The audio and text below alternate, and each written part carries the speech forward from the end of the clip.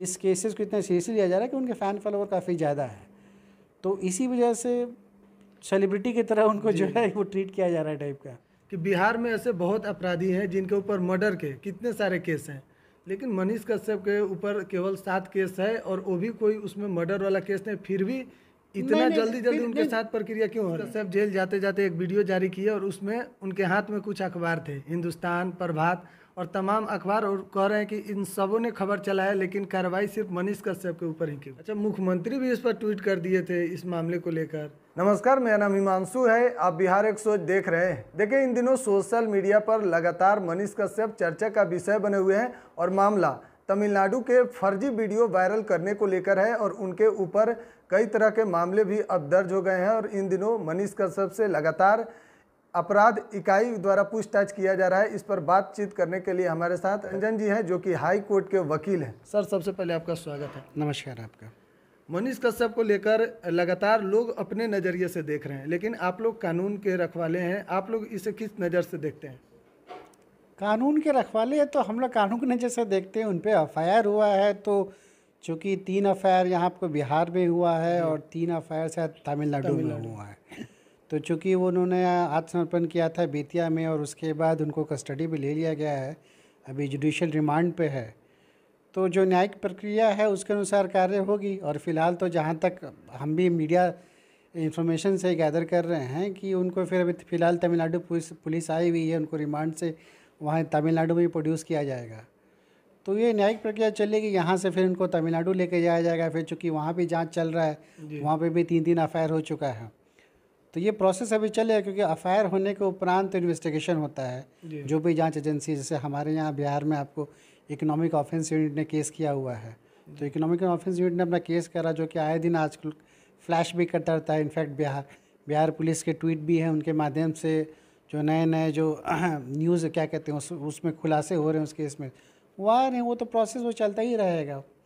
और जहाँ तक इसमें प्रक्रिया की बात है तो 2 प्रक्रिया होती है। एक तो पुलिस को क्या करना है, तो पुलिस को जांच करना है, जांच करके उनको जो भी एविडेंस आती है, वो जो एफआईआर में एलिगेशन है, जो उन पर आरोप लगा है, वो या तो फॉल्स करेगी या फिर ट्रू करेगी, जो भी होता है वो प्रूफ करेगी कि उन पर आरोप जो लगे हुए हैं। और उसके बाद जहाँ तक इनके पास है, तो इनके पास जो लीगल राइट होती है इनके पास मनीष कश्यप जी के पास, तो वो अपना बेल का रेमेडी ले सकते हैं। पर चूँकि यहाँ पे भी 3 केस है और 3 केस वहाँ पे भी है, तो कि सारे के सारे केस में उनको बेल लेना पड़ेगा, तो वो एक न्याय प्रक्रिया है। बहुत सारी प्रक्रिया हैं, वो केस के क्या कहते हैं क्वैश करने के लिए भी हाई कोर्ट जा सकते हैं। पर चूँकि मामला यहाँ पे 2 स्टेट का है, एक तमिलनाडु हो गया, एक बिहार हो गया, तो आपको उनको दोनों जगह प्रेफर करना पड़ेगा कि 2 जगह केस चल रहे हैं। इनफैक्ट और भी ऑप्शंस है, कहने का मतलब वो सुप्रीम कोर्ट भी जा सकते हैं आज के डेट में, क्योंकि 2 जगह एक साथ लगातार केस वो हैंडल तो नहीं कर पाएंगे। मतलब कहने का मतलब 2 जगह उनका ट्रायल चलेगा, तो वो सुप्रीम कोर्ट भी जा सकते हैं ये कहते हुए कि कोई एक जगह ट्रायल चल सके। तो ऑप्शंस तो क्रिमिनल लॉ में जो रेमेडी है उनके पास, वो उनको नेचुरली अवेलेबल है, तब वो उन पर डिपेंड करता है। वो खासकर उनके वकील जो भी उनको रखेंगे और उनके हिसाब से जो लीगल ओपिनियन वो देंगे, उस हिसाब से वो अपना अडॉप्ट करते हुए आगे कार्रवाई करेंगे, तो वो तो उनके बात के लिए है। लेकिन हमारे लिए जहाँ तक है, पुलिस अपना काम कर रही है, और पुलिस जो काम कर रही है, तो थोड़ा बहुत जो प्रचार विक्रय जो आए दिन देखने को मिल रहा है आपको ट्वीट के माध्यम से, हालांकि काफ़ी ये अपने आप में खैर अच्छी चीज़ है, लेकिन फिर भी अपने आप में ये थोड़ा बहुत ये लगता है डाउटफुल लगता है कि बिहार पुलिस एक तरह से एडवर्टीजमेंट पुतर रही है अपना, वो जो कार्य कर रही है। एक तरह से कहा जाता है एडवर्टीजमेंट किया जा रहा है कि हम ये स्टेप बाय स्टेप वो जो ट्वीट करके बता रहे हैं हम, तो ये एडवर्टीजमेंट है। मतलब ठीक है, मीडिया की तरफ से इस केस को काफ़ी तवज्जो दिया जा रहा है, जो भी किसी भी कारण से दिया जा रहा है, तो सरकार भी पीछे नहीं है, सरकार भी उस चीज़ को वही कर रही है। लगातार बिहार पुलिस के तरफ से हर एक पहलू को ट्वीट करके दिखाया जा रहा है, कुछ नहीं लग रहा है जिसमें बिहार पुलिस को ज़्यादा ही इंटरेस्ट है मनीष कश्यप केस में? आप कह सकते हैं, वो अनुमान लगाया जा सकता है, ट्वीट करके इस चीज़ को करना चाह रहे हैं या फिर अपनी पीठ खुद से तपाने की कोशिश कर रहे हैं कि हम उनके लिए ये बहुत बड़ा केस है एक्चुअली। और कहा भी जा सकता है जब यहाँ 2 स्टेट इन्वॉल्व है एक्चुअली, बिहार स्टेट हो गया, तमिलनाडु हो गया, और एक तरह समझ लीजिए जब बिहार के जो मज़दूरों की जो इशू था, अब उस राइट हो या रॉन्ग जो भी हो इनफैक्ट टाइप का, तो उसकी वजह से 2 स्टेट इन्वॉल्व हो गया, तो एक स्टेट का इज्जत का बात आ जाता है। तो एक स्टेट का रेपुटेशन को लेके Bihar police step by step इस चीज़ को ट्वीट करके बता रही है, तो मे भी वो अपने आप को प्रूव करने की कोशिश कर रही कि वो सक्षम है और उन्होंने काफ़ी कम समय में इस चीज़ को पर्दाफाश किया है, तो टाइप का ये कहा जा सकता है। अच्छा, साधारण भाषा में लोग जानना चाहते हैं कि अगर केस ट्रू हो गया तब मनीष कश्यप को क्या क्या इसमें सज़ा हो सकता है और कितने दिन के लिए हो सकता है? नहीं, सज़ा तो देखिए जो भी सेक्शंस लगा हुआ है, मेन बात है कि इसमें एक केस तो लगा हुआ है नहीं, तो एक केस ट्रू भी हो जाएगा तो केस ट्रू होने जाने से मतलब केस ट्रू होने का मतलब होता है कि आपको जांच एजेंसी जो भी इन्वॉल्व है केस ट्रू कर देगी। उसके बाद ये मामला जो सक्षम न्यायालय जो रहेगा, क्रिमिनल कोर्ट रहेगा, उनके पास जाएगा। उसके बाद संज्ञान होगा, चार्ज फ्रेम होगा, फिर एविडेंस होगा। तो ये काफ़ी लंबा प्रोसेस है, ये छोटा प्रोसेस नहीं है। और इन सारी चीज़ों के बाद मान लीजिए जितना क्योंकि कई बार क्या आपका जो एफआईआर में सेक्शंस लगा हुआ है, तो ट्रायल के समय ये बदल भी सकता है, ऐड ऑन भी हो सकता है और उसमें से घटाया भी जा सकता है।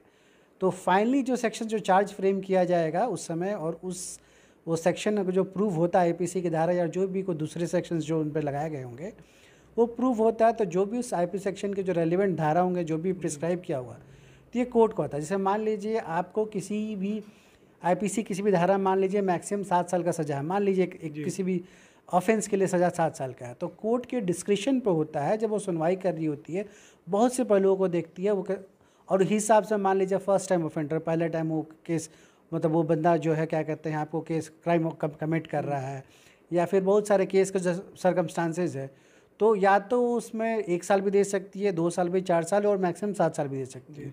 तो केस टू केस डिपेंड करता है। तो अभी मेरे हिसाब से अभी इस पर कुछ भी टिप्पणी करना इनफैक्ट काफ़ी पहले हो जाएगा। तो उस पर, और चूँकि अभी तो ये चीज़ स्टार्ट हुआ है, और ये जो बार बार कह रहे हैं कि काफ़ी जो उनको कस्टडी में लिया गया है, तो काफ़ी चीज़ का खुलासा हो रहा है। तो ये सब चीज़ देखिए, जब उनके वकील हाजिर होंगे, वो केस जब क्रिमिनल कोर्ट में जाएगा, तो बहुत सारी डिफेंसेस उनके पास अवेलेबल होंगे कि जैसे आप मान लीजिए कस्टडी में वो कुछ भी बोलते हैं, जो कस्टडी में कुछ भी कबूलते हैं, तो वो एविडेंस एक्चुअली मजबूत एविडेंस नहीं माना जाएगा एक्चुअली। कन्फेशन स्टेटमेंट जो कहा जाता है, तो कन्फेशन स्टेटमेंट रहती है, मजबूत एविडेंस इसको नहीं माना जाता है।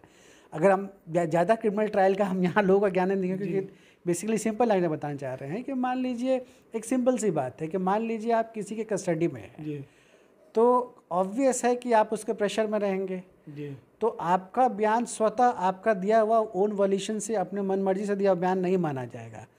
तो उस कन्फेशनल स्टेटमेंट का जो वैल्यू होता है वो थोड़ा कम होता है, काफ़ी कम होता है।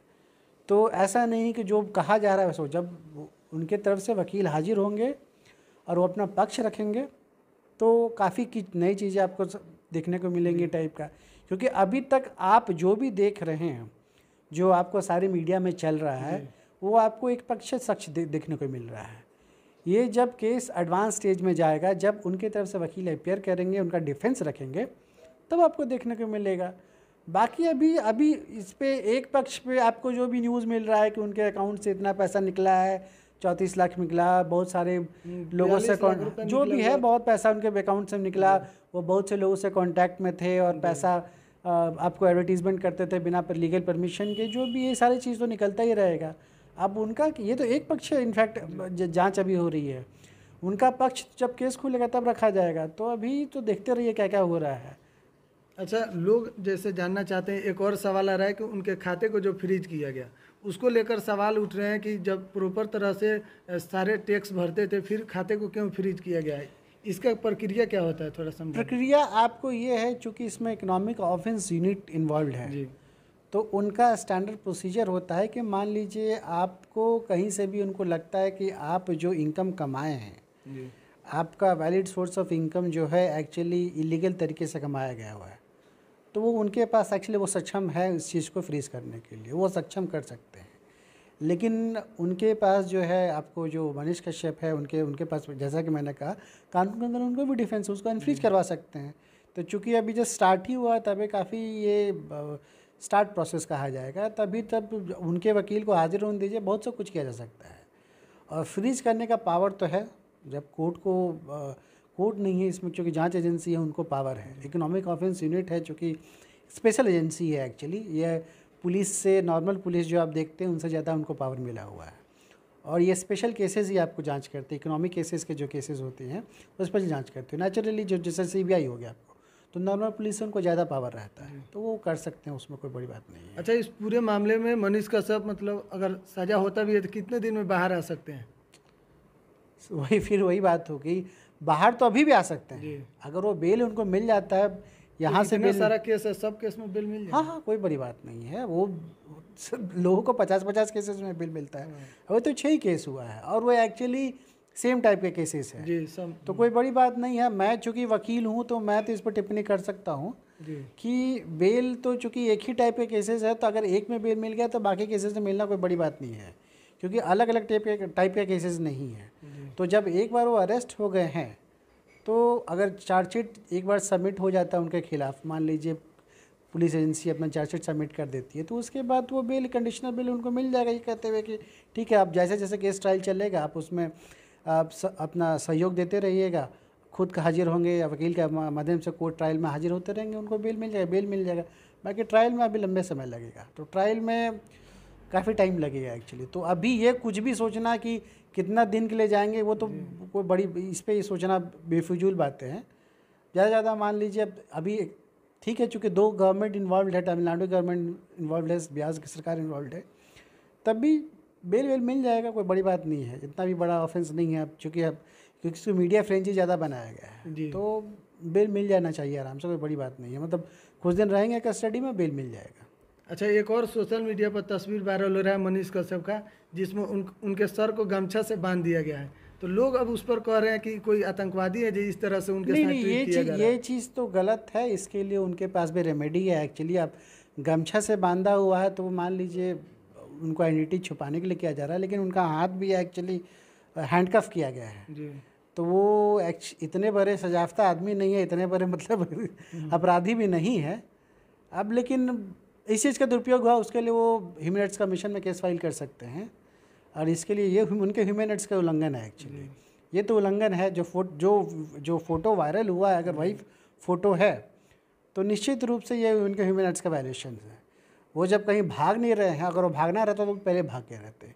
उन्होंने आत्मसमर्पण किया और समर्पण करने के उपरांत फिर उनको पुलिस ने कस्टडी में लिया है, रिमांड पे लिया है। तो उस हिसाब से जब उनके चांसेस काफ़ी कम हो भागने का, तो उस हिसाब से उनको पेशेवर जो मुजरिम की तरह उनको ट्रीटमेंट नहीं देना चाहिए मेरे हिसाब से। और इस तरह से हमारे हिसाब से ये कि उनके जो उनका ह्यूमन राइट्स है उनका उल्लंघन हुआ है, तो इसके लिए वो बाकायदा केस फाइल कर सकते हैं। जैसा कि मैंने पहले भी कह चुका हूँ, बहुत सारे ऐसे पहलू जो आप लोग को, आम जनता को नहीं दिखेगा, लेकिन जब एक proper legal person, legal lawyer इसमें अपेयर करेगा, जो भी करेगा, तो उनके सारे के सारे उनके डिफेंसेस जो हैं वो खुद ब खुद एक एक करके ऊपर लाया करेंगे। तो बहुत सारी चीज़ें हैं जो अगर हम एक्सप्लेन करने बैठे तो मालूम चलेगा सुबह से शाम हो जाएगा। क्रिमिनल ट्रायल की बातें हैं, तो आम सिंपल भाषा में ऐसा ही कि उनको, उन पे केस हुआ, केस में वो समर्पण किया, अपना समर्पण करने के उपरांत उनको कस्टडी में लिया गया है।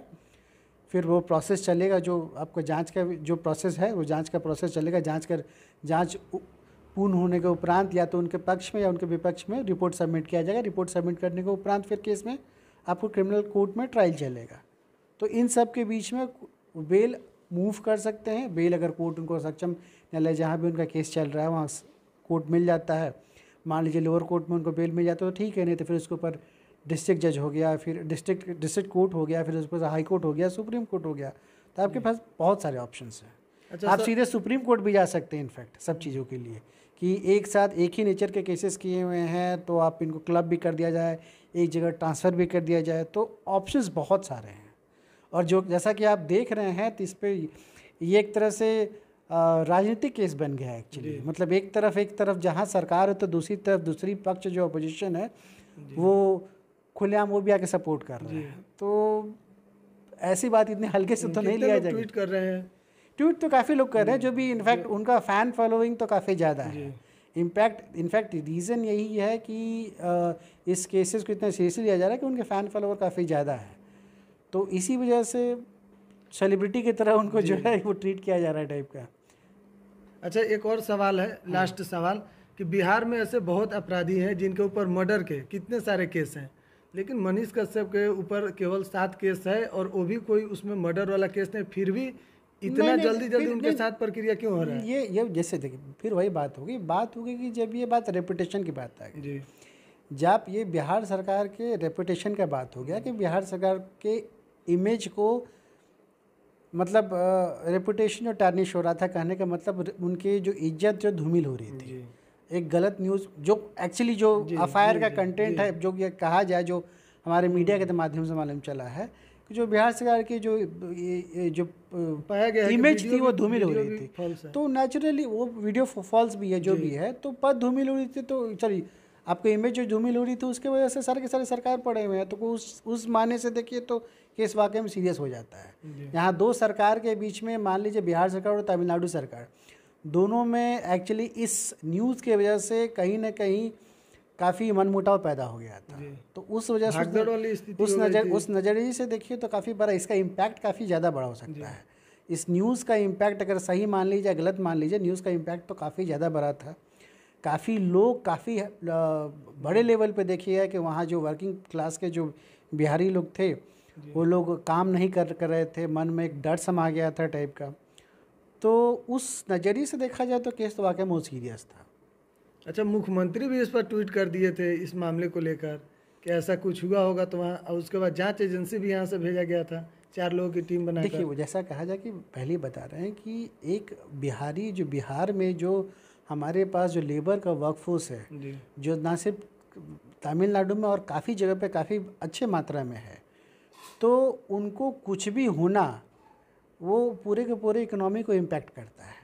तो इसीलिए आप एक सिंगल इंसिडेंट ने देखा जाए कि 2 आदमी की में कुछ भी मतलब कुछ भी तकरार हुआ, कुछ भी ऐसा कुछ नहीं था। ये जो इस पूरे न्यूज़ का जो इम्पैक्ट था वो पूरे राज्य स्तर तक का पूरा था। तो इस वजह से मुख्यमंत्री के बीच में आना ही पड़ेगा। न्यूज़ का इम्पैक्ट इतना ज़्यादा था। आप सोच लीजिए, जैसे आप सोच लीजिए कि मान लीजिए किसी भी कारण से अगर बिहारी मजदूर आज के डेट में किसी भी राज्य में जहाँ हो जाते हैं, चाहे वो तमिलनाडु हो गया, बेंगलोर हो गया, पंजाब हो गया, आंध्र प्रदेश, कहीं भी हो जाते हैं, अगर वो एक सप्ताह भी काम करना छोड़ दे तो पूरे के पूरे राज्य प्रभावित हो जाएगा। तो उस परिस्थिति से, उस नज़रिए, इस दृष्टिकोण से देखिए तो मामला वाकई में बहुत सीरियस था। तो उस समय वाकई में किसी भी राज्य के सबसे सर्वोच्च जो नेता हैं, हमारे चीफ मिनिस्टर ही होंगे, तो उनको तो आके कुछ ना बचाव तो करना ही पड़ेगा, क्योंकि उनका सरकार का बात आ जाता है, सरकार के रेपुटेशन का बात आ जाता है। तो उस संबंध से देखिए तो ठीक था। अंतिम सवाल, मनीष कश्यप जेल जाते जाते एक वीडियो जारी किए और उसमें उनके हाथ में कुछ अखबार थे, हिंदुस्तान, प्रभात और तमाम अखबार, और कह रहे हैं कि इन सबों ने खबर चलाया लेकिन कार्रवाई सिर्फ मनीष कश्यप के ऊपर ही क्यों? इसको आप कैसे ये देखते हैं? डिफेंस लेंगे, उनके वकील साहब डिफेंस लेंगे जब ट्रायल चलेगा। तो आप उनको देखिए, जैसा ही कहा जाता है, आप ये डिफेंस लीजिएगा ना, जब बेल के लिए अप्लाई कीजिएगा, जब आपका ट्रायल चलेगा या पे केस खत्म क्वाश करने के लिए फाइल कीजिए, तब कीजिएगा। आप पे सिलेक्टिव केसेस चल रहे हैं। मतलब उनका जो कहना, जैसा कि कहा जा रहा है कि ऐसा कई लोग और थे जिन्होंने क्या कहते हैं, सिर्फ भ्रामक न्यूज़ फैलाए थे। बड़े बड़े टीवी चैनल भी हाँ, चलाए थे और तो अखबार न्यूज़ वाले चैनल भी चलाए थे, कई नेतागण भी चलाया गया था इन लोगों के द्वारा। तो वो डिफेंस ले सकते हैं कि बस हम ही को टारगेट किया गया और लोगों को टारगेट नहीं किया गया। तो कहा जाए कि विंडिक्टिव क्या कहते हैं, जो केस जो फाइल किया गया इनके खिलाफ, तो उनका डिफेंस हो सकता है टाइप का। तो वो डिफेंस आप ले सकते हैं। लेकिन जो केस का जो पैमाना होता है वो जांच का विषय है। तो वो जांच में क्या निकल के आता है, जांच में क्या सबूत, क्या आधार रहेंगे जिस पे जांच एजेंसी अपना फाइंडिंग देगी, वो सारा चीज़ अभी चूँकि जांच के विषय, उस पर कोई टिप्पणी करना बेकार होता है, क्योंकि कुछ ना कुछ तो आधार होगा ही होगा। मान लीजिए कैसे स्प्रेड किए, मनीष कश्यप का कैसा इन्वॉल्वमेंट है, ये सारी जांच एजेंसी जब निकल के सामने आएगी, जब जांच का रिपोर्ट सबमिट होगा, चाहे बिहार में हो, बिहार के कोर्ट में हो, चाहे फिर तमिलनाडु के कोर्ट में हो, तब मेरे हिसाब से जो पिक्चर है ज़्यादा क्लियर करके तब उसमें उस स्थिति में टिप्पणी करना ज़्यादा बेहतर होगा। अभी तो समझ लीजिए कि एक जैसे मीडिया न्यूज़ के लिए उनको जिम्मेदार ठहराया जा रहा है, तो उसी मीडिया का ही न्यूज़ जो फैलाया हुआ है कि कुछ अधपकी न्यूज़ की वजह से उनको कोई बोल रहा है कि वो बेगुनाह है, कोई बोल रहा है कि वो कसूरवार है। तो ये सब अपना अपना ओपिनियन है, पब्लिक ओपिनियन है। पब्लिक ओपिनियन आज की डेट में लोग कभी कुछ भी बना सकता है, सब कोई स्वतंत्र है बनाने का। जो कोई उनके खिलाफ बोल रहा है, कोई उनके पक्ष में बोल रहा है, तो सबको आज़ादी है उसमें। लेकिन कोर्ट, जहाँ तक कोर्ट का मामला है, कोर्ट तो साक्ष्य देखेगा। तो जो यहाँ से रिपोर्ट जो जब सबमिट होगा, जांच की रिपोर्ट जब भी सबमिट होगा, तो कोर्ट उसको उस आधार पर देखा जाएगा। फिर उनका जो मनीष कश्यप के जो वकील साहब होंगे, वो उनको उस जो रिपोर्ट होगा या फिर उनके तरफ से उनका जो खुद का साक्ष्य होगा, उसको अपने तरह से उसको काटेंगे हिसाब से, तो वो तो कानून की प्रक्रिया, कानूनी प्रक्रिया हिसाब से चलेगी। तो उसमें हम लोग अभी के समय में कुछ भी टिप्पणी करना हमारे हिसाब से काफ़ी जल्दबाजी होगी जी, क्योंकि अभी बहुत कुछ बाकी है। अभी बहुत कुछ बाकी है। अभी इनफैक्ट 6 केस हो रखा है, तो 6 केस हो रखा तो टाइम तो लगेगा। और देखिए सब वैसे भी हो सके 1-2 महीना मामला अपने आप शिथिल हो जाए। अभी जेल में चला गया मामला खुद ब खुद शिथिल हो जाए, फिर 1-2 महीना में उनको बेल मिल जाएगा, जेल से बाहर आ जाएंगे, सब कुछ खत्म हो जाएगा। तो ये मीडिया फ्रेंजी चलता ही रहता है, कोई बड़ी बात नहीं है। रोज़ आए दिन देखिएगा अचानक से कोई बात तूल पकड़ लेगा और अचानक से सारे मीडिया में वही घूमने लग जाएगा। तो कोई बड़ी बात नहीं है, ऐसे सब चलता ही रहता है। चलिए, बहुत बहुत धन्यवाद। धन्यवाद आपका।